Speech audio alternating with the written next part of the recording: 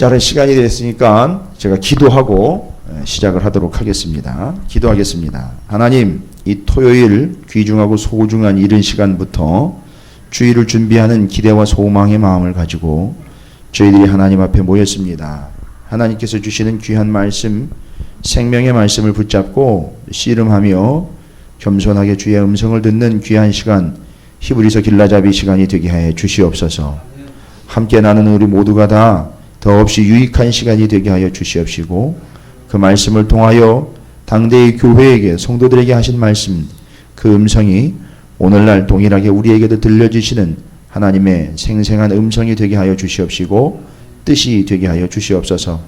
말씀에 임하는 저희가 열정과 믿음과 소망과 희망을 가지고 더없이 기대와 하나님의 놀라운 은혜를 사모하는 마음과 열정으로 주의 말씀을 대하는 시간이 되게 해주시고, 참석한 모든 이들이 귀중한 시간을 쪼개어 이 시간에 함께하여 싸우니 주님 참으로 유익하고 복된 자리가 되게 해 주시옵소서. 부족한 종이 함께 이 말씀을 나눌 때에 히브리서 저자의 마음이 부족한 종의 마음이 되게 하시고 함께 나눌 수 있도록 은혜와 평강과 능력을 더하여 주시옵소서. 나누고 전하고 또 함께 받을 때에 하나님의 놀라운 은혜, 성령 충만함의 역사가 있게 도와 주시옵소서. 혹여 아직 당도하지 못한 이들을 안전하게 당도하게 하시고 함께한 모든 이들을 동일한 은혜 가운데 사로잡아 주시옵소서. 감사드립니다. 예수님의 이름으로 간절히 기도 올리옵나이다. 아멘. 할렐루야. 옆에 있는 분들 축복하도록 하겠습니다. 참 잘 오셨습니다 라고 축복하도록 하겠습니다. 예. 자, 오늘 우리 그 성경 연구하는 시간에 모여서 함께 나눌 말씀은 히브리서입니다. 히브리서의 13장까지 전체의 말씀인데요. 어떻게 보면 길 수도 있고 또 어떻게 보면 길지도 않은 말씀인데 내용을 들어가 보면 상당히 길어요.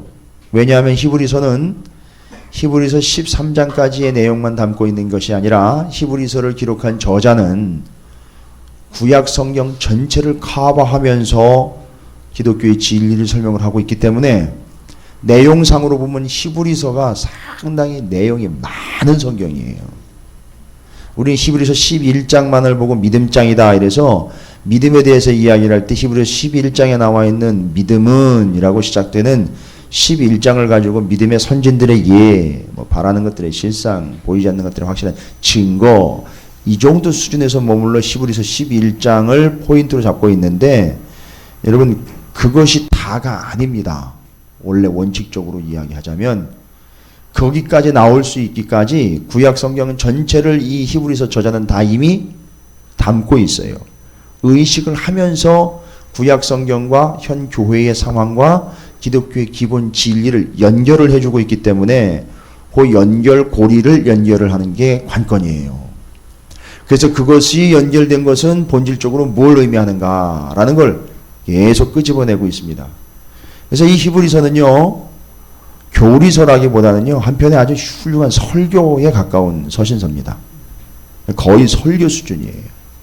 그래서 그 설교에 버금가는 수준의 이 설교와도 같은 이 히브리서 서신의 내용들을 우리가 함께 연구를 하면서 설교 때도 마찬가지잖아요. 목사님들이 구약 성경, 신약 성경을 다 연결을 하면서 메시지가 선포가 되지 않습니까? 그거나 같은 거예요. 그런데 워낙에 양이 방대하고 많습니다. 그러니까 여러분이 좀 긴장감을 가지시고 대하셔야 돼요. 히브리서는 만만하게 보실 게 아니에요. 모든 성경이 다 그렇지만, 그래서 여러분에게 이해를 돕기 위해서 중요하게 들어가면서 우리 찾으시는 교회 성도님들은 이제 익숙한 그림이긴 한데 이 트랙을 먼저 좀 이해를 하셔야 되는데, 이 트랙상 히브리서의 위치를 좀 여러분이 먼저 확인을 하셔야 돼요. 그래서 공동서신서라는 전체적인 또 덩어리와 트랙 안에서의 공동서신의 위치가 어디인지를 확인을 하셔야 됩니다.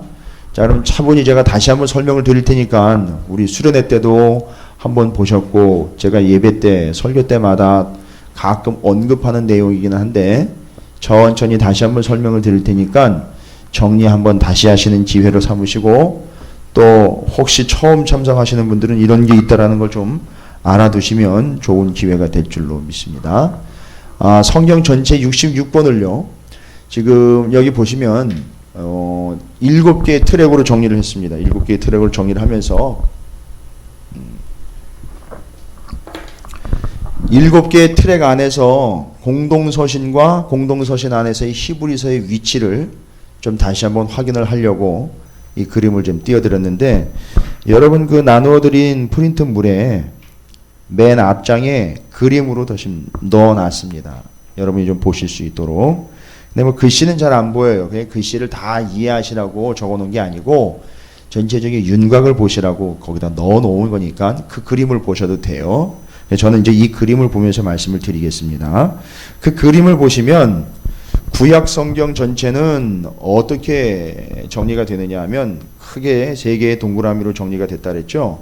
앞에 모세 오경과 왕정 500년, 그 다음에 페르시아 7권 이래가지고선 바벨론에 의해서 포로로 끌려갔다가 돌아오게 된 시기, 페르시아 7권, 다니엘, 에스겔, 학개, 스가랴, 에스라, 느헤미야, 말라기, 여기 이제 페르시아 시대 때 이야기해서 페르시아 7권이라 그랬고요. 이제 구약 성경까지 다 설명을 하려면 시간이 오래 걸리니까 신약 성경은 27권입니다. 근데 그 27권을 트랙으로 분위기를 나눠 보면 복음서가 4권으로 예수 그리스도의 생애와 예수님의 행적에 대해서 복음서가 4복음서로 나누어지게 됩니다. 그 다음에 여러분이 이제 가운데 토막으로 보시고 있는 것이 사도행전 30년이에요. 제가 누누이 말씀드렸지만 사도행전 30년이라는 기간도 설명이 되지만 사도행전 30년 기간 동안에 무슨 일이 있었느냐를 여러분이 아시길 원한다면 사도행전하고 성경의 사도 바울 13권의 서신서하고 연결을 해서 보셔야 돼요. 요건 따로 작업을 해야 됩니다. 27권이 이렇게 정리가 되고 있는 중이에요. 자, 보시면 사복음서로 마태, 마가, 누가, 요한 복음이 정리가 됩니다. 예수 그는 누구인가라는 질문을 가지고 복음서가 정리가 돼요. 예수님의 생애, 예수님이 이동하셨던 것과 말씀하셨던 것, 예수님이 선포한 하나님의 나라의 복음에 대해서 사복음서는 무리가 없어요. 그렇게 해서 사복음서는 예수님 중심으로 보시면 됩니다. 다음에 예수님 사후, 십자가 사건 이후로 예수님의 제자들이 복음을 전파하며 예루살렘과 세계 이방인들을 위하여 선교하는 두 파트로 사역이 나눠지게 되죠. 그래서 예루살렘엔 어느 사도가 중심이냐 하면 말씀드렸죠. 예루살렘엔 누가 중심이죠? 사도 베드로가 중심이고요. 그 다음에 이방 지역에 복음을 전파하는 데는 누가 중심이 되느냐 하면 사도 바울이 중심이 됩니다. 그래서 사도행전 30년 역사를 보면 바로 사도 바울이 그 30년 동안 복음을 들고 전 세계를 돌면서 복음 전한 내용과 함께 그 안에 교회들이 세워지면서 선교하는 기간 내내 지나왔던 개척한 교회들의 문제며 그들의 신앙 지도를 위하여 돌아왔고 또 지나왔고 지나온 다음에 그 지나온 교회들에게 문제가 얘기가 들리면 그 문제에 대한 해결책, 또 잘한다라는 얘기가 들리면 그거에 대한 격려, 믿음의 본질, 복음의 본질들에 대해서 계속해서 교육할 필요가 있기 때문에 지나온 교회들에게 서신서들을 써서 보냅니다. 그게 바로 바울 서신이에요. 그러니까 정확하게 따지면 사도행전 30년이라 그러지만 사도행전의 13장부터가 바울이 선교하면서 바울 선교 과정 중에 바로 교회들마다 편지를 쓰면서 개척한 교회에 믿음으로 세워가는 믿음의 말씀들을 편지로써 써보낸 게 바울 서신 13권입니다. 그래서 사도행전 30년과 사도행전으로 보면 13장 이후로 바울, 그 다음에 12장까지는 아까 말씀드렸죠. 누가 중심이 되는 거죠? 예루살렘의 베드로 사도가 중심이 되는 이야기. 이렇게 좀 구분이 됩니다. 그래서 사도행전 30년의 사도행전과 바울서신 13권이 함께 14권이 묶여 있는 거예요.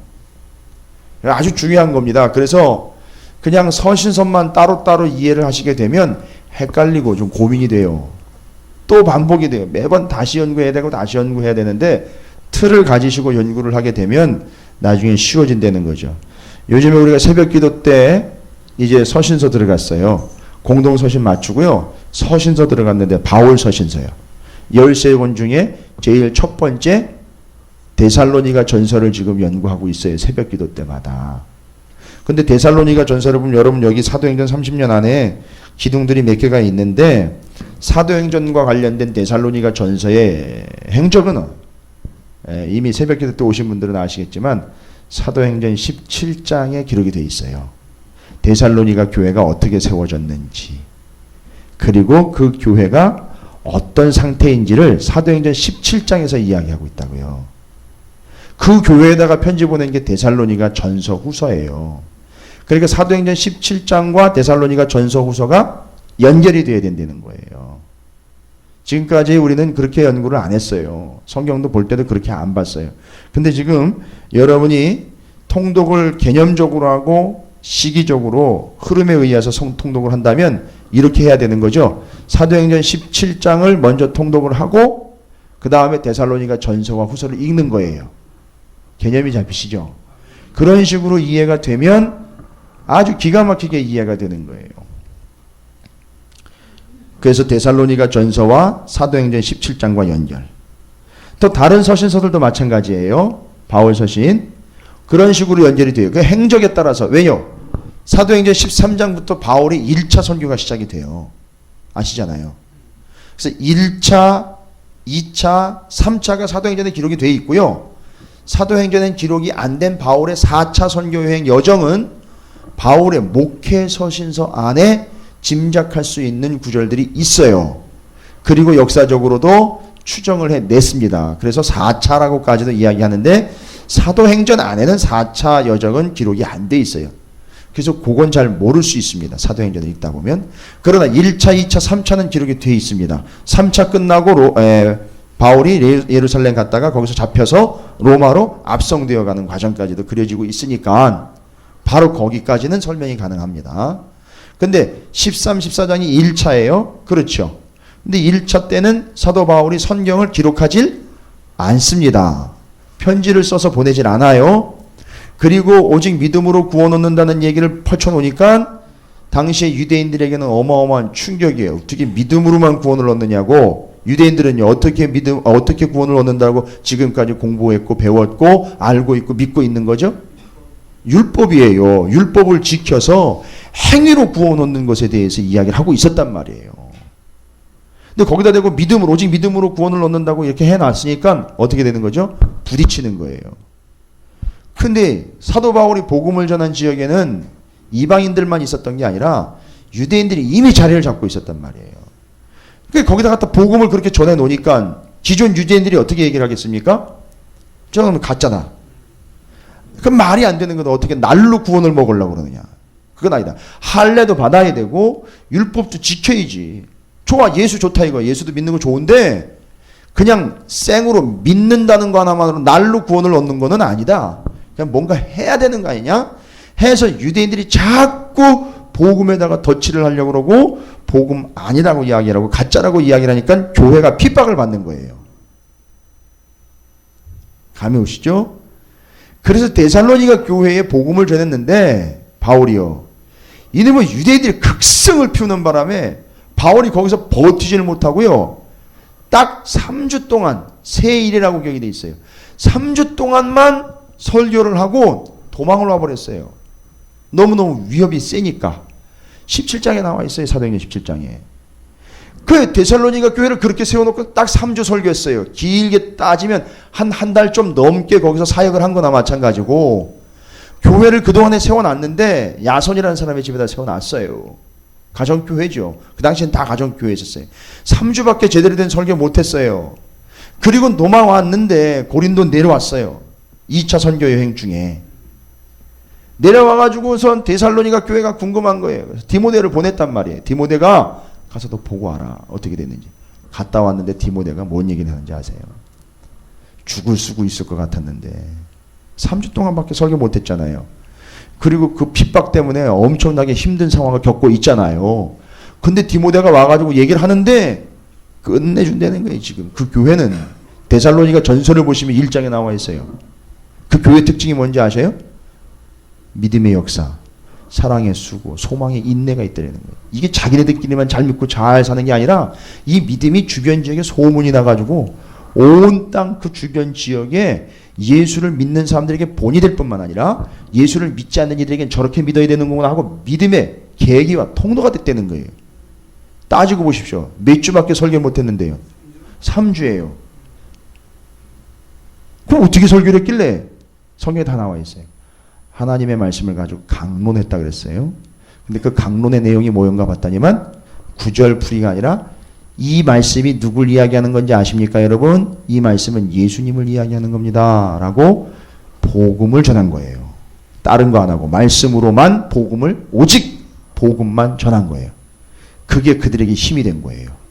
그것이 온전한 파워가 됐고 그것이 본질적으로 데살로니가 교회가 세워지는 계기가 된 거예요. 자, 이렇게 풀어가는 겁니다. 그래서 바울 서신 13권은 이렇게 풀어내는 거예요. 사도행전과 연결을 하면서 이렇게 풀어가는 거예요. 그러면 절대 여러분 잊어버리잖아요. 그래서 새벽기도 영상 녹음된 거 들어가 있고 새벽기도에 직접 참석하시는 분들 계시지만 아마 이렇게 해서 연결이 되면 데살로니가 전서 후서는 확실하게 정리가 되실 거예요. 자, 이렇게 정리가 됩니다. 이렇게 정리가 되고 지금도 말씀드렸죠. 사도행전 30년과 바울 서신 13권이 연결될 때 엄청나게 교회가 핍박을 받아요. 오직 믿음으로 구원 얻는다는 얘기를 해버리니까. 그죠? 그래서 그때 핍박하는 대상이 누구라 그랬죠? 핍박하는 주체가 누구라 그랬죠? 누가 자꾸 핍박을 한다 그랬죠? 유대인들이 핍박을 하는 거예요. 그때는 바울이 죽기 전까지는요. 유대인들이 핍박을 해요. 동족들이. 오직 믿음으로 구원을 얻는다니까 저 새빨간 거짓말인데다가 저거는 신성 모독이다까지 이야기를 하면서 율법 행위를 배제한 구원은 없다. 따라서 유대인들이 동족들이 교회를 핍박을 합니다. 이해가 되십니까? 예. 그리고 사도 바울이 로마의 감옥에 두 번째 투옥이 돼서 죽습니다. 로마와 정치적으로 대립되는 세력이 돼버려요. 교회가.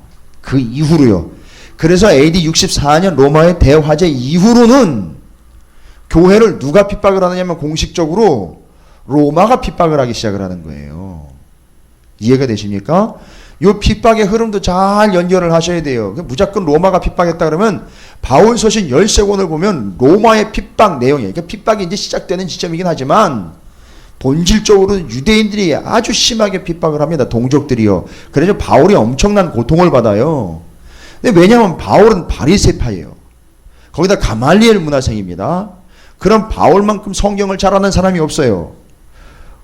구약 성경에 대해서는 바울이 최고라고 보시면 돼요. 가말리엘이 부재 중이면 가말리엘을 대신해서 강의를 할 수 있을 정도의 뛰어난 수재예요. 근데 그런 사람이 갑자기 복음이라는 걸 받아들여가지고 오직 믿음으로 구원을 얻는다라는 걸 얘기를 해버리니까 유대인들이 위기의식을 느낀 거예요. 그럼 우리는 가짜라는 얘기야? 우리 위치는 뭐가 돼버리는 거야? 유대교는 이제 내려앉는 거야? 뭐 이렇게 되는. 그러니까 싹을 잘라버리려고 그러는 거예요. 정리하려고 그러는 거예요. 자꾸 바울이 구약과 복음을 연결하면서 정리를 완벽하게 해내거든요. 그러니까 유대인들이 설 자리가 없어진다고 생각을 하니까 자꾸 교회와 바울 복음을 핍박을 하는 거예요. 요게 그 전까지입니다. 근데 로마가 이제 공식적으로 정치적으로도 보면 그래요. 여러분 그 교재에도 제가 적어놨는데 예수님을 뭐라고 부릅니까? 주님이라고 불러요. 헬라어로는 큐리오스랍니다. 호 큐리오스. 근데 이 큐리오스라는 주라는 호칭은 공식적으로 로마의 황제들이 선포를 해버렸어요. 누구한테만 쓰는 거라고요? 오직 주는 누구다? 황제. 제국의 황제인 나에게만 사용해야 되는 호칭이다. 도미티안 황제 같은 경우는요 어마어마했어요. 장난이 아니었습니다. 네로 황제도 공식적으로 핍박을 했고요. 그래서 그 주라는 호칭은 누구한테만 써야 되는데 황제에게만 써야 되는데 교회의 집단 이 모임에 함께하고 있는 이 교인들을 보니까 그 호칭을 누구한테 쓰고 있어요? 예수님에게 쓰고 있는 거예요. 이게 정치적으로 이제 대립되는 거예요. 그래서 심지어는 핍박과 순교의 상황에서도 예수를 버리지 않고 죽음으로 믿음을 커버하더라는 거예요. 이게 엄청난 위협 세력이 되는 거죠. 이걸 구슬러야 되느냐 눌러버려야 되느냐 고민이 많이 됐겠죠. 근데 이제 누르면서 제거하려고 했던 게 로마의 정책이었습니다. 그러다 보니까 핍박이 로마에 의해서 가중되는 거예요. 요게 어때 얘기냐면 요게 바로 사도행전 30년 지나고 난 다음에 여러분 그 그림에 보시면 공동서신 9권 있죠. 요때 분위기예요. 그러니까 사도행전 30년의 분위기는 누구에 의해서 핍박을 받아요? 교회가? 유대인에 의해서 핍박을 받아요. 그러나 그 30년 지나고 나면 공동서신 9권으로 들어가면 그때는 공식적으로 누구에 의해서 핍박이 됩니까? 로마에 의해서 핍박을 받아요. 이게 분위기예요. 요 분위기. 그러니까 공동서신 9권은요. 물론 이제 요한계시록에서 묵시록해서 따로 빼기도 하고요. 히브리서도 따로 빼기도 하는데 분위기상 묶은 거예요. 전체로. 그 로마라는 거대 세력이 교회를 핍박하며 복음을 흐트러뜨리려고 했던 그런 분위기 속에서 말씀을 드리는 거예요. 그 공동서신 9권 안에 분위기상 묶어놓은 공동서신 9권 안에 뭐가 들어가 있느냐면 제일 첫 번째 여러분 잘 안 보이실 거예요. 여기도 보면 맨 위에 공동서신 9권 30년 그 역사 안에 맨 위에 맨 첫 번째로 거론되는 게 바로 히브리서예요. 그림은 잘 안 보이실 거예요. 그런데 히브리서, 그 다음에 야고보서, 베드로 전후서, 유다서, 요한 1, 2, 3서, 요한계시록 이 9권이 분위기상 언제적 얘기라는 거죠? AD 64년 사도 바울 사후에 로마가 교회와 성도와 복음을 공식적으로 핍박할 때의 얘기라는 거예요. 이제 이해가 되시죠? 이게 히브리서의 위치입니다. 그래서 지금 트랙 길라잡이에서 제가 왜 지금 이 이야기를 장황하게 설명을 드리느냐 하면 히브리서의 위치를 여러분 먼저 잡아 놓으셔야 돼요. 그러니까 여러분 여기서 예수 그리스도는 이미, 자 보세요. 그림으로 보면 예수 그리스도는 이미 오셨었고 죽으셨고 부활하셨고 십자가의 완벽한 증거를 보여주셨어요. 복음으로 말씀으로 오셨지요. 그 내용을 기록한 게 뭐였었어요? 사복음서예요. 그죠? 잘 보세요. 오셨다 승천하셨어요. 그죠? 이미 복음으로 여기에 심어 놓으셨단 말이에요. 그렇죠? 그래서 이미 받은 말씀이에요. 그죠? 히브리서에 이미 받은 말씀이라는 얘기가 자꾸 나와요. 히브리서에. 이미 받은 말씀. 이미 받은 말씀, 이미 받은 복음. 요게 계속 나와요. 히브리서에. 왜 그걸 이야기하는지 이제 나중에 히브리서 보시면 알고 있어요. 그래서 이미 복음, 예수 그리스도 말씀은 오셨어요. 새로 오실 게 아니에요. 오신다면 이제는 재림이잖아요. 그죠? 초림과 재림 사이를 살아가는 거니까 우리는. 이미 오신 겁니다. 히브리서 저자는 그래서 다른 거 얘기하는 게 아니고 이미 왔던 예수 그리스도, 이미 복음으로 생명으로 오신 예수 그리스도의 복음의 진리를 다시 히브리서 성경을 받고 읽고 전해받는 교회와 성도들에게 다시 리바이벌 해주는 거예요. 근데 그걸 리바이벌 할 때 여러분 조금 생각을 좀 넓히셔야 돼요. 히브리서 저자가 이미 왔던 예수 그리스도의 복음을 다시 히브리서 읽은 사람들, 성도와 교회들에게 리바이벌을 할 때 그냥 복음서만 가지고 리바이벌을 해준 게 아니라 어떻게 했어요? 구약 39권 다 정리를 해서 그 구약의 39권이 예수님 오시기 전에 이미 예수님을 이렇게 이야기했었고 이렇게 예표로 보여주신 분이 이분으로 복음서 4권 정리, 그리고 여러분 이미 받은 그것을 지금 왜 핍박을 받고 있다고, 왜 힘들다고, 왜 조금 어렵다고 옛날로 다시 돌아가려고 합니까? 그러시면 안 됩니다. 라는 걸 히브리서에서 이야기를 하고 있는 거예요. 그래서 지금 히브리서 저자는 구약 39권 복음서, 복음 진리를 다 다시 정리를 해서 이게 진실이고 이게 진리고 이게 복음이고 이게 생명인데 지금 이거 놓고 어디로 가려고 그러는 겁니까 지금? 어떻게 해서 예수가 지금 우리에게 복음과 생명으로 왔는데 그걸 헌식장처럼 버리고 지금 다시 어디로 돌아가려고 그러느니? 유대교로 돌아가려고 합니까? 유대교는 핍박을 안 받았어요. 로마에 의해서. 여기도 교재에 나와 있어요. 반면에 기독교 교회는요 엄청나게 핍박을 받았어요. 그런 이유이기도 하지만요, 왜 유대교는 핍박을 안 받습니까? 여러분 나눠드린 교재에 3페이지를 한번 보세요. 포인트 길라잡이라고 적어놓은 건데 표를 하나 제가 그려놨어요. 유대교와 기독교를 제가 비교한 거. 왜냐하면 히브리서가 이 내용들을 이미 전제로 하고 있기 때문에 그래요. 유대교와 기독교를 명확하게 정리를 해주고 있어요. 잘 보시면 아시겠지만 유대교와 기독교, 지금 제가 뭔 얘기하다가 이 표를 연구하느냐면, 왜 유대교는 핍박을 안 하고 로마가 왜 기독교를 핍박을 했느냐 이거예요. 이거 다분히 정치적인 이야기뿐만 아니라고, 여기 나와 있는 유대교와 기독교의 특징의 차이가 있기 때문에 그렇습니다. 유대교는요 전통과 예식을 중시해요. 그렇죠? 히브리서가 계속 얘기해요. 자꾸 옛날 제사법으로 돌아가려고 그런다고 자꾸 얘기를 해요. 그러니까 유대교는 지금 뭐를 중시한다고요? 전통과 예식을 중시해요. 그러나 기독교는요 변혁과 생명을 중요시해요. 예수를 믿었으면 변화돼야 되는 거 아니냐 이거예요. 그죠? 그 다음에 유대교는요 선민의식을 가지고 있어요. 우리만 구원받았다. 이거 잘못된 거라는 거 아시죠? 왜 선민의식이 생겼는지 제가 한번 말씀드렸어요. 이스라엘을 하나님께서 첫 열매 첫 소산으로 삼으셨지요. 그 근거가 뭐라 그랬습니까? 왜 첫 열매 첫 소산이 됐죠 이들이? 6월절에 첫 열매 첫째인 누가요? 장자가 살아난 거예요. 이스라엘은 하나님에게 바로 장자예요.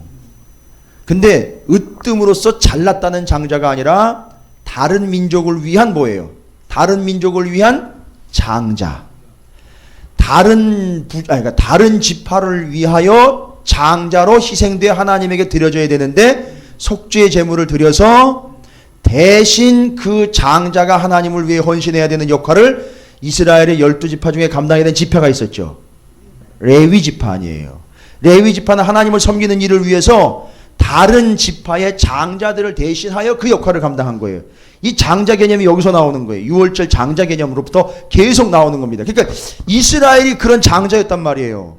그럼 왜 그들을 구원해낸 겁니까? 세계 열방을 구원해내는 제사장 역할을 감당하라고 이스라엘을 선택을 했는데, 그 선택된 걸 잘못 알아들었어요. 착각을 했습니다. 원래 유대교는요, 유대인들은 믿음 공동체예요. 혈통 공동체가 아니라, 이걸 자꾸 오해를 해요. 원래 본질적으로는 출애굽기에서 분명히 얘기했다 그랬죠. 누구든지, 하나님 말씀하시죠. 누구든지 내 이름을 부르는 자는 구원을 얻게 될 것이다. 그래서 내 이름은 뭐라고요? 야훼, 여호와 곧 구원자는 스스로 있는 자지만 스스로 가만히 앉아있는 분이 아니라 지금도 구원을 위하여 계속해서 일하고 계시는 하나님, 그게 야훼의 뜻이에요. 그렇죠? 내 이름은 야훼 여호와 구원자예요. 그런데 너 이름은 뭐라고요? 모세예요. 그러니까 하나님이 구원자라는 걸 지금 알려주고 계시는 건데, 구원자는 그 이름을 부르는 자는 누구든지 구원을 얻게 돼 있는 것이 이스라엘을 통해서 이야기한 거예요. 그래서 여러분 출애굽할 때, 지난주 얘기죠? 출애굽할 때 유대인들 말고 거기 누가 끼어 있었다 그랬어요? 잡족이요. 유대인 아닌 다른 사람들도 끼어 있었단 말이에요. 뭘 얘기하는 거예요? 유대인 아닌 다른 사람들도 구원받을 수 있다는 얘기하는 거예요, 지금 그게. 근데 이게 언제 깨졌느냐 하면, 이렇게 여호와 하나님의 이름을 부르는 자는 다 구원 얻는다. 그래서 라합도 구원 얻은 거예요. 다 구원 얻은 겁니다. 그 다음에 누구도요? 룻도요. 모압 여인 룻도 구원을 얻은 거예요. 자, 그 이름을 부르는 자는 다 구원을 얻는데, 그러니까 발 보세요. 이게 혈통 공동체가 아니에요. 그러면 유대인 혈통이 아니면 구원을 못 받는 게 혈통 공동체잖아요. 근데 이거는 이름을 부르는 자마다, 믿는 자마다 구원을 얻는 거니까, 이 공동체는 무슨 공동체예요? 믿음 공동체예요. 믿음만 있으면 된단 말이에요. 그런데 이게 혈통 공동체로 선민의식이 잘못된 거가 돼버렸단 말이죠. 언제부터예요? 바벨론의 포로로 끌려가면서 이 민족이 갈려지고 찢겨지고 피해를 받고 압박을 받으니까, 야, 우리 이러다가 우리 민족 씨가 말라버리겠다. 그러면 우리 혈통을 지켜야 되겠다 해서 우리끼리 하다 보니까 남의 나라 땅에서 회당 모이죠. 자기네끼리 모임 같죠. 그래서 다른 사람들은 배제를 시키고, 이때부터 본질이 흐려지기 시작한 거예요. 그래서 그때부터 선민의식이 나온 거예요. 잘못된 선민의식이. 원래는 믿음 공동체예요. 믿음만 가지면 되는 거예요. 그래서 유대교인 공동체 안으로 누구든지 들어올 수 있었단 말이에요. 그런데 자기들끼리만 우리만이라는 이야기는 바로 이런 피해의식 속에서 그릇된 선민의식이 들어오기 시작한 거예요. 그래서 제가 선민의식 설명드리느라고 이 시간제 배경을 설명을 드린 거예요. 그 다음에는요, 기독교는요, 누구든지요, 어린아이, 연세 있는 분, 남자, 여자, 부자, 가난한 자, 가릴 것 없이 누구든지 이름을 부르는 자는 구원을 얻는다. 하나님 앞에서 평등. 그쵸? 유대교는요, 구성원들끼리 결속력 강화죠. 그죠? 유대인들은 자기 공동체를 지켜내야 돼요. 혈통을 유지해야 되는 거예요. 그래서, 아시죠? 북이스라엘이 아수르에 의해서 넘어졌을 때에 아수르가 짬뽕 정책을 섞어버렸죠. 이방 민족들을 끌고 들어오고 여기 있는 민족을 이방으로 이주시켜버리고 막 이게 뒤섞어버렸단 말이에요. 피가 섞였죠. 그래 그때 태어난 새로운 종족이 있죠. 사마리아인이라는 새로운 족속이 태어났어요. 그때. 그래서 남유다는 그 사마리아인들을 개 취급을 했어요. 피가 섞여버렸다고. 무시무시한 거예요 이게. 그래서 여전히 지금 이스라엘이 회복되지 않고 있는 거예요. 아직도. 그걸 못 버리기 때문에. 하나님은 이들이 그걸 버리기 전까지는 회복시켜 주시지 않을 것 같아요. 쉽지 않을 것 같아요. 하나님 뜻은 그게 아니었거든요. 근데 잘못 받아들여. 그런데 교회는요. 유대교들은 자기들 결속 강화시키는데 교회는 어떻게 합니까? 전도를 통해서 공동체를 확장을 시켜버려요. 바로 이게 문제예요. 유대인들은 전도 안 해요. 유대인들은 전도를 안 한다고요. 혈통상 그냥 그 가문으로 내려가면서 아버지가 아들한테 말씀만 가르쳐주면 돼요. 그런데 교회는요. 그 복음의 생명을 알기 때문에 어떻게 해요? 그걸 전하면서 다니는 거예요. 이게 부딪히는 거예요. 가만히 지들끼리 믿고 그냥 끝내면 되는데 자꾸 복음을 전하러 뛰어나가는 거예요. 그러니까 정치적으로 부딪히는 거예요. 로마와 부딪히는 거예요. 그러니까 로마가 핍박을 하는 거예요. 그래서 유대인들은 핍박 안 해요. 전도를 안 하니까요. 복음과 생명을 전하는 교회니까 자꾸 걸리는 거예요. 부딪히는 거예요. 그러니까 핍박을 받는 거예요. 이해가 되십니까? 그래서 로마가 계속해서 핍박을 하고 있는 이유도 교회는 계속 복음을 전파하며 다녔기 때문에 그게 계속 부딪혔던 거죠. 거기다가 예수를 자꾸 주라고 부르니까 주인은 이게 황제인데 자꾸 예수를 주라고 부르니까 이놈들이 정치적으로 뭔가 뒤집어 엎으려고 지네들끼리 결속력을 강화시키는구나. 이거 흩어져 놔야 되겠다. 이렇게 자꾸 받아들이는 거예요. 그리고 뭔가 핑계거리만 생기면 자꾸 교회한테 떠넘기는 거예요. 그놈들이 그랬다고. 그 식인종들이 그랬다.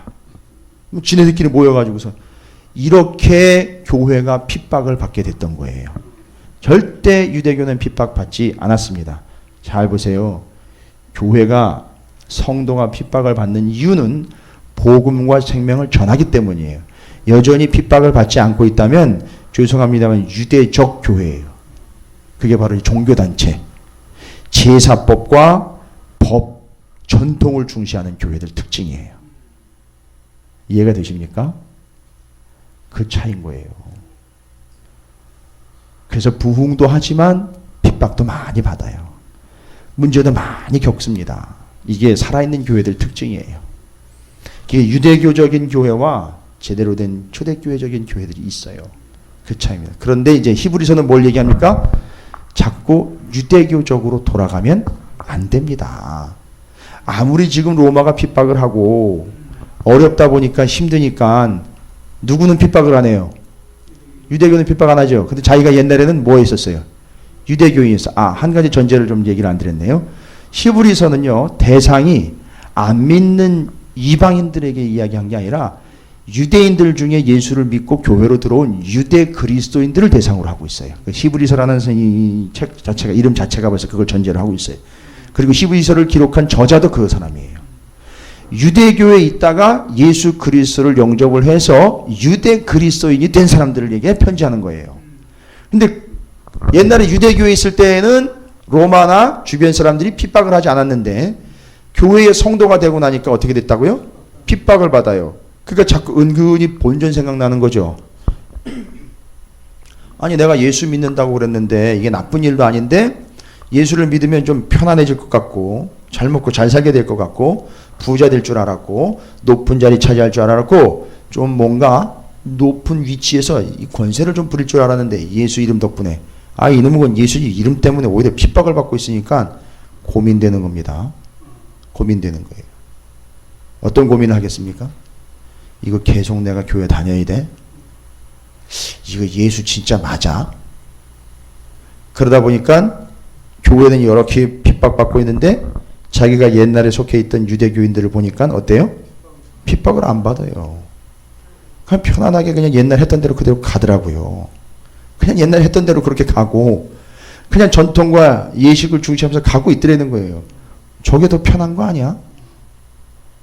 실제로 그렇게 유대인들 중에 예수를 믿고 그 유대 그리스도인이 됐던 사람들 중에 이런 어려운 환경과 여건 속에서 어떻게 되는 사람들이 많이 나왔어요?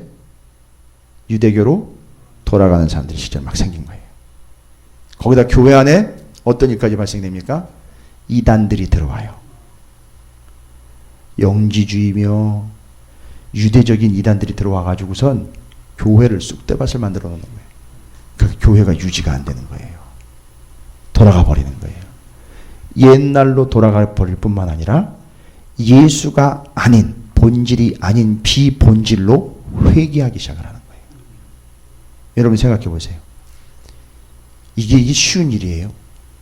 이미 예수님은 복음과 말씀으로 우리에게 오셨어요. 이미 우리는 그걸 어떻게 된 거예요? 받았어요. 그런데 옛날로 돌아간다는 얘기는요. 받은 바 그 복음과 말씀과 예수 그리스도를 어떻게 하는 거예요? 버리는 거예요. 어제 예레미야 2장 기억나시죠? 떠나가는 거, 버리는 거. 그게 뭐라 그랬죠? 본질적으로 배교, 그게 죄라고 그랬어요. 두 가지 악이 있다 그랬죠? 셈의 근원이 되는 나를 버린 것과 스스로 너희가 웅덩이를 파가지고 물을 저장해 보려고 애쓴 그 두 가지가 너희가 저지른 악이다. 죄다라고 이야기했어요. 그래서 히브리서에 보면 이렇게 이미 받은 복음과 생명을 버리고 옛날로 돌아가 유대교로 돌아가 예수 아닌 본질이 아닌 비본질을 추구하고 옛날로 돌아간 거짓된 삶과 옛날로 돌아간 엉망진창인 신앙 아닌 신앙을 뭐라고 얘기했느냐 하면 배교라고 그랬고요. 배교는 용서받지 못할 죄라고까지도 표현을 해요. 히브리서 안에 이렇게 기록이 됩니다. 자, 이게 그 배경이에요. 그러면 지금 이제 교회 안에 히브리서를 받아들이고 있는 교회 안에 어떤 움직임이 있습니까? 그 고통과 그 문제를 감당하지 못하고 일단 믿음이 너무 연약한 나머지 그 어려움과 여건 속에서 어떻게 한 사람들이 있죠? 일단 유대교로 돌아간 사람들이 있어요. 그죠? 그 다음에 교회 안에 성도들은 앉아 있지만 그 안에는 두 부류예요. 그래도 어쨌든 예수 그리스도는 복음이고 생명이니 끝까지 예수를 믿고 가야지 하는 이 부류가 있었고, 한 부류는요, 야, 이거 맞는 거야? 이거 계속 예수 믿어야 돼? 예수가 진짜 맞는 거야? 예수가 복음이고 생명 맞아? 아니 유대교도 하나님 믿는데 그러면서 저렇게 예식을 중시하고 점잖으면서도 할 거는 다 하면서도 핍박도 안 받고 인정받고 있는데 오히려 이거 내가 지금 여기서 예수를 이렇게 굳이 믿겠다고 이를 악물면서 이걸 다 감당을 하면서 그렇게 해야 되는 거야? 고민이 있는 사람들이 있겠죠. 교회 안에 그런 사람들이 있어요, 실제로. 그러면서 유대교에 쏠리는 사람들이 있단 말이에요, 지금. 옛날 그 기억 떠올리면서 유대교의 막연한 추억을 떠올리면서 유대교로 지금 몸이 반쯤 기울어가고 있는 사람들이 있단 말이에요. 자, 이제 그 사람들에게 하는 얘기예요, 히브리서가. 그러면서 이제 뭘 얘기하는 겁니까? 그 유대교를 일단 어려운 상황 가운데서 단순히 로망하고 있는 사람들, 돌아갈까 말까 고민하고 있는 사람들, 유대교가 그래도 편하게 믿을 수 있고 거기도 별 문제는 없는 것 같은데, 그리고 유대교가 좋았어. 그래도 유대교가 깨끗해, 내지는 점잖해. 왜요? 전도를 안 하니까요. 부딪히지 않으니까요. 핍박이 없으니까요. 좋아 보이는 거예요, 겉으로 봤을 때는. 그러니까 이제 유혹이 오는 거죠. 자꾸 돌아가려고 그래요. 자, 그래서 히브리서입니다. 히브리서는 그렇게 유대교로 자꾸 돌아가려고 하는 사람들에게 유대교의 옛날 구약의 율법에만 지금 얽매여 있는 그들이 부족한 것이 무엇이고 유대교가 그렇게 귀중한 가치로 삼고 있는 여러 가지들이 있어요. 유대교가 가치, 지금도 가치로 삼고 있는 거, 그 당시에 뭡니까? 성전, 육신의 제사장, 율법, 모세, 천사 이런 걸 다 여전히 중요한 가치로 섬기고 있단 말이에요. 유대인들이요. 그러니까 히브리서 저자는 유대인들이 그렇게 중요하다라고 여기고 있는 이 가치를 죄송합니다만 하나씩 하나씩 다 깨부수는 거예요. 그거 아닙니다. 그거 아닙니다. 그거 아닙니다. 그것도 아닙니다. 그것도 아닙니다. 틀렸다는 게 아니라 그것만으로는 부족합니다. 그거 아닙니다. 그것만으로는 완성이 안 된 겁니다. 그것만으로는 구원 못 받습니다. 그것만으로는 부족합니다. 하고 거기다가 뭘 완벽하게 갖다가 설명을 하느냐면 그것보다 뛰어나며 그것을 완성하고 그것을 온전케 하고 그것을 100% 확실하게 해주신 예수 그리스도가 그것들 위에 계신 것이고 그걸 완성하신 분이며 최종 결론자입니다. 그러니까 여러분이 지금 그 예수를 버리고 유대교의 그 부족한 개념으로 돌아간다는 건 여러분 죽으려고 환장한 겁니다. 이렇게 얘기하는 거예요. 히브리서. 그 내용이에요. 이건 제가 전체적인 걸 설명을 드린 거예요. 그래서 히브리서의 위치, 지금 공동서신 9권의 분위기가 다 그래요. 여러분 야고보서 같은 거 어떻게 인내를 이루라고 그러잖아요. 효과 있게 하래요. 인내를. 무조건 참아내려는 게 아니라 인내를 효과 있게 하려는 거 아니에요. 고통이 와도 참아내려고 견뎌내려는 거예요. 뭘로요? 뭘 붙잡고요? 예? 그래서 제가 그 예를 드렸잖아요. 지금 제일 효과 있게 인내하고 있는 사람들은요, 인내 효과를 100% 누리고 있는 사람들은 저 아프리카의 난민들 아니에요. 맨날 굶고 있잖아요. 그럼 그 사람들이야말로 좀 믿음 끝내주는 사람들이 해야 되겠네요. 안 그래요? 그렇게 고난을 그런 식으로 이해를 한다면. 근데 지금 야고보서가 이야기하는 그 고난을 인내하라, 인내를 이루라라는 얘기는 인내를 어떻게 하라? 효과 있게 하라는 거예요. 인내가 효과 있다는 얘기는 뭐냐면 그 고통의 상황에 인내해야 되는 상황에 뭘 갖고 씨름하느냐가 그 효과 있느냐 없느냐를 결정한다는 거예요. 뭘 갖고 씨름해요? 말씀을 붙잡으면서 씨름하는 거예요. 인내의 기간을. 막 떼굴떼굴 굴르는데 힘들어 죽겠고 아파서 죽겠고 고통스러운데 그걸 효과 있게 하려면은요 그냥 이를 악물다고 되는 게 아니에요. 이를 악물면 이만 상해요. 근데 그 인내의 상황에 뭐를 붙잡고 떼굴떼굴 굴르라는 거냐면 말씀을 붙잡고 떼굴떼굴 굴르면 그 인내가 뭐 있게 된다? 효과 있게 된다. 그래서 인내를 온전히 이루라 그래요. 그래서 그 인내를 효과 있게 해버리면 그 온전히 인내를 이룬 걸 갖다가 온전한 믿음이라 그러는 거고요. 그 온전한 믿음은 결국 무엇을 이루어내게 됩니까? 온전한 구원을 얻게 하는 거예요. 그렇죠? 분위기가 딱 그런 분위기예요. 베드로전서 베드로후서 주님 다시 오시는 주님 재림에 대해서 잘못 이해하고 있는 사람들에게 긴박감 있게 베드로후서 같은 경우는 종말론을 다시 이야기를 해요. 곧 오신다니까. 그죠? 야고보서 행위로 이야기하는데 그 행위는 뭐예요? 행위로 구원받느냐 믿음으로 구원받느냐. 이게 이미 구원 반열에 들어온 사람이라면 목에 칼이 들어와도 할 거 해라는 얘기예요. 그 얘기는. 그게 야고보서의 얘기예요. 그래서 뭐 믿음으로 구원을 얻느냐 아니다 행위로 구원 얻는 거다 이런 논쟁의 이 서신이 아니에요. 야고보서. 이미 구원 이미 받은 바 복음과 말씀을 가진 사람들에게는 어떤 일이 있어도 그걸 끝까지 지켜내는 행위가 있어야 된다는 걸 이야기하는 거지 다시 논쟁하려고 야고보서가 기록된 게 아니에요. 그래서 야고보서, 베드로전서, 베드로후서, 유다서, 요한 1, 2, 3서, 요한계시록의 내용들이 다 뭐예요? 그런 극심한 핍박과 아픔 속에서 믿음을 끝까지 붙잡고 가는 성도들의 승리, 이걸 이야기하는 거예요. 그러니까 분위기가 완전히 다르죠. 지금 다르죠. 그러니까 그런 고통 속에서도 믿음을 끝까지 붙잡고 가는 것, 그게 우리의 현실인데. 그런데 히브리서 내용은 아니 끝까지 붙잡고 가야 되는데 지금 뭐 하고 있다는 거예요? 고민하고 있는 거 아니에요? 돌아가? 옛날로 가버려? 이거 뭔 얘기? 우리는 지금 그 흔한 얘기 우리 듣잖아요.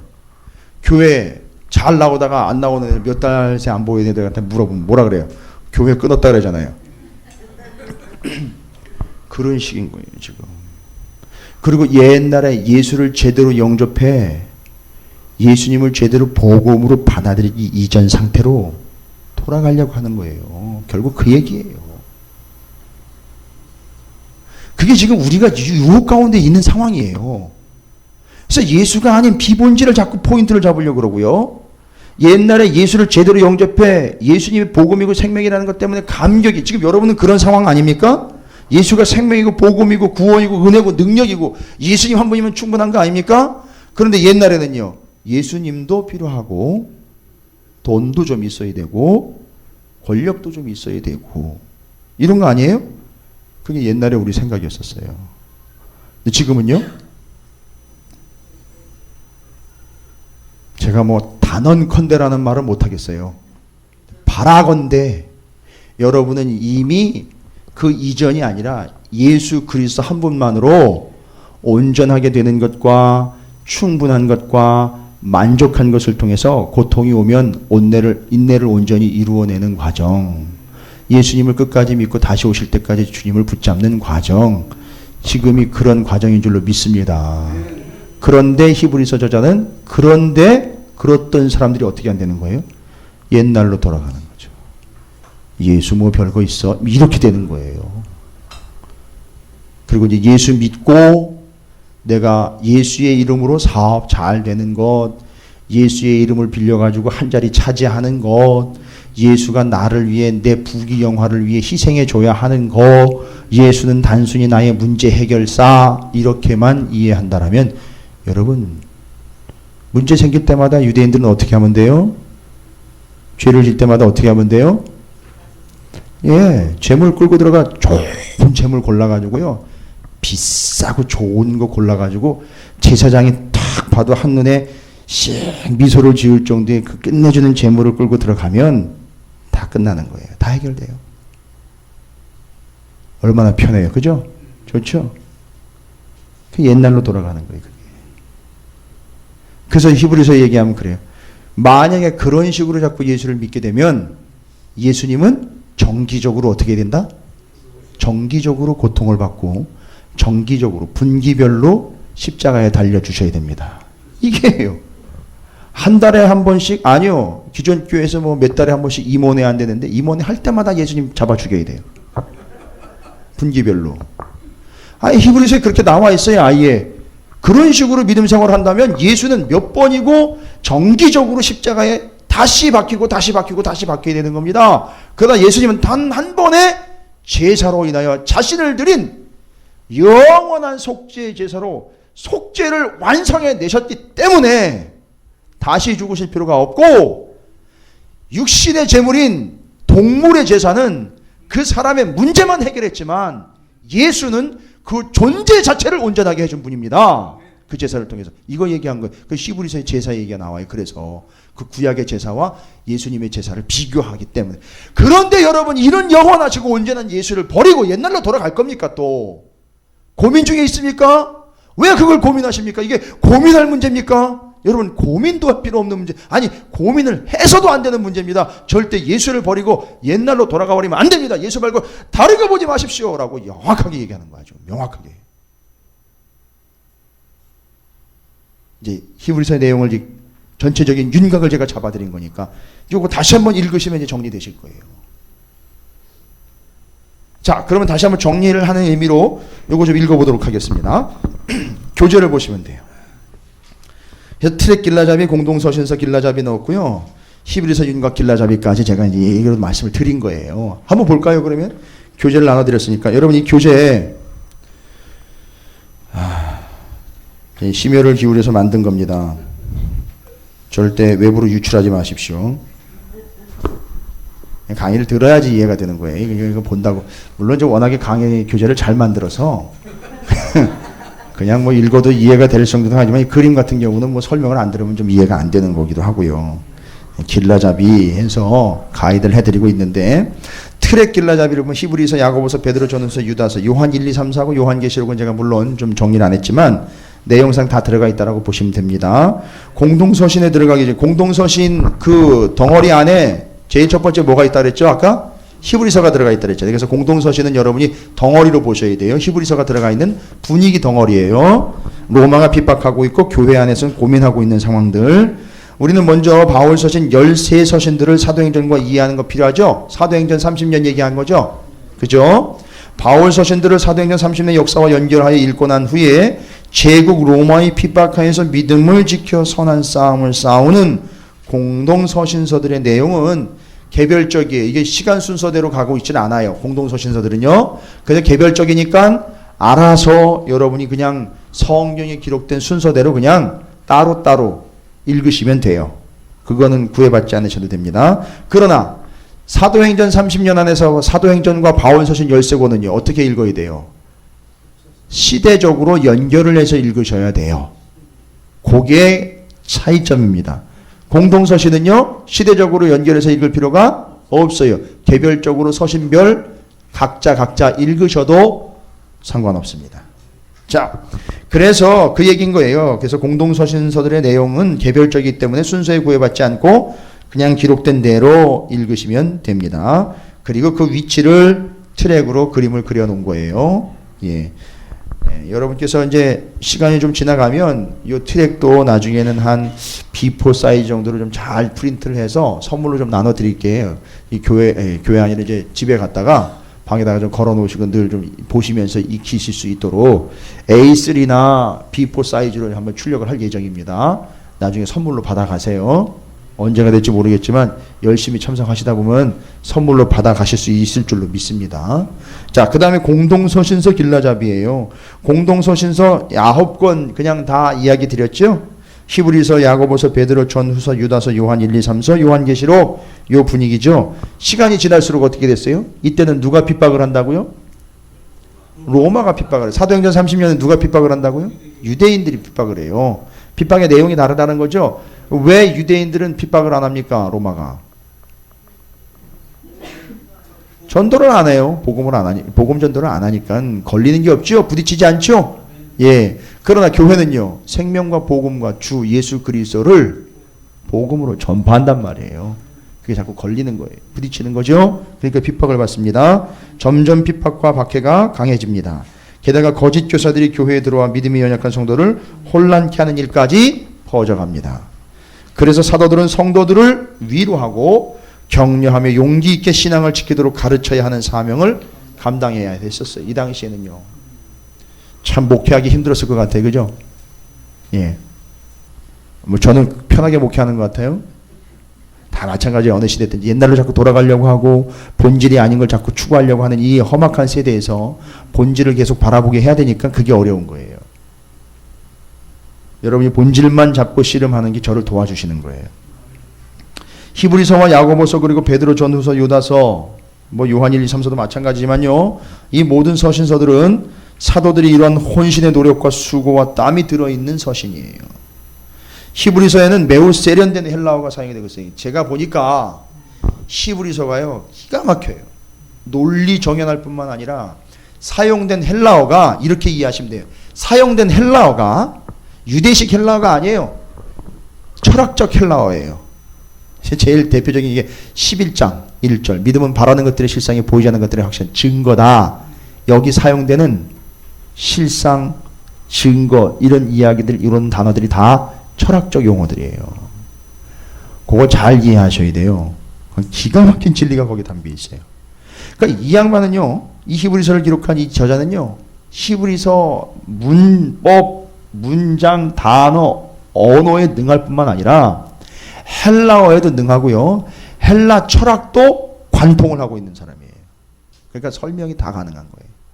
그러니까 잘못 줄을 놓치면 어려울 수 있어요. 혼란스러울 수 있어요. 이게 뭔 얘기야 이렇게 돼버려요. 맥을 놓쳐버리면. 히브리서를 보다가 보면. 아주 세련된 헬라어예요. 그 당시에 고급 헬라어를 사용을 했다는 얘기인데 서신의 배경에 다양하고 아주 해박한 지식이 바탕이 되어 있음을 알 수 있어요. 야고보서는 마치 구약의 잠언서를 보는 듯한 느낌을 갖게 하는 게 야고보서고요. 또 예루살렘 공의회의 의장 쪽으로 활동했던 예수님의 동생이죠. 야고보의 기록인데 베드로 전서는요. 당시 로마 제국 안에서 업신여김받고 오해받고 핍박받는 모든 성도들을 위로하고자 쓴 베드로의 편지입니다. 이어지는 베드로 후서는요. 베드로 사도의 유언장과도 같은데 당시 교회에 일어나기 시작한 신비철학 종교 영지주의의 폐단을 지적하고 거짓 교사들을 조심하도록 경고하기 위해서 이 편지를 썼습니다.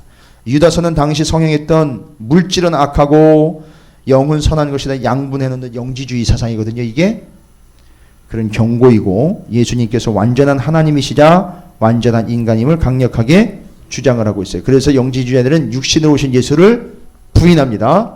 잠깐 착각한 거고 잠깐 몸을 빌렸다가 영적으로 다시 돌아가 버렸다. 이렇게 이해를 해버리고 있어요. 영지주의자들은. 그래서 예수님을 인정하지 않습니다. 육신으로 오신 예수님을 인정하지 않아요. 따라서 영지주의자는 영적인 지식의 급에 따라서 구원이 결정된다 그러고 있죠. 그래서 제일 최고의 영적인 지식은 뭐예요? 하나님 나라 가서 하나님 보고 온 게 최고의 영적 지식이에요. 그러니까 하나님을 보고 왔기 때문에 예수님도 하나님 보고 온 사람하고는 말이 안 통해요. 그러니까 하나님 보고 온 사람은 예수님과 동급. 그러니까 하나님 보고 온 사람은 예수가 필요 있어요, 없어요? 필요 없어요. 이미 구원받은 거기 때문에. 지금 성경 얘기하는 거 아니에요? 잘 정리하셔야 돼요. 영지주의자들이 얘기하는 거예요. 그게 교회 안에 들어왔다는 거예요. 그러니까 교회 안에 지금 네가 높으네 내가 높으네 이거 따지는 거 영지주의예요. 너 신앙생활 몇 년 했어? 너 방언 받았어? 너 은사 있어? 이거 따지는 거 영지주의예요. 심각한 영지주의. 아닌 것 같은데요. 그거 은사주의 아닙니다. 영지주의예요. 네 은사가 내 은사보다 급이 낮아. 그러니까 너는 찌그러져 있어. 이거 영지주의예요. 영지주의로부터 온 겁니다. 조심하셔야 돼요. 교회 안에 직분 받은 게 높낮이를 이해되면 벌써 그 영지주의 영향 받는 거예요. 목사들이 모여가지고 교회 500명, 1000명, 5000명, 10,000명짜리 교회 교인 수에 따라서 자리가 나눠지는 거예요. 영지주의예요. 뭐 다른 얘기 할 필요 없어요. 급이 다르다는 거 아니에요. 급이. 그 얘기예요. 결론은. 너는 네가 가지고 있는 영적인 지식의 급은 나보다 낮아. 그래서 그건 구원과 가까이 갈 수가 없어. 조금 더 노력해봐. 올라와. 이게 결국 뭐로 가는 거예요? 고지론으로 가는 거예요. 저 높은 곳에 가. 높은 자리를 차지해야 저 밑에 있는 사람들이 야 예수 믿으면 저렇게 되는가 보다 해가지고 그렇게 해서 예수를 믿게 하는 게 그게 고지론인 거예요. 언제 예수님이 그렇게 해서 나를 믿으라 했어요? 저마다 다 뭘 지고 자기 십자가를 지고 나를 따르라 했잖아요. 자, 이게 지금 영지주의자들이 이 만들어 놓은 이 틀 안에서 현대 이 오늘날 교회들도 지금 엄청난 문제 가운데 지금 봉착이 되어 있습니다. 자, 여기까지가 이제 전체적인 배경입니다. 여러분 한 5분 정도 휴식하고요.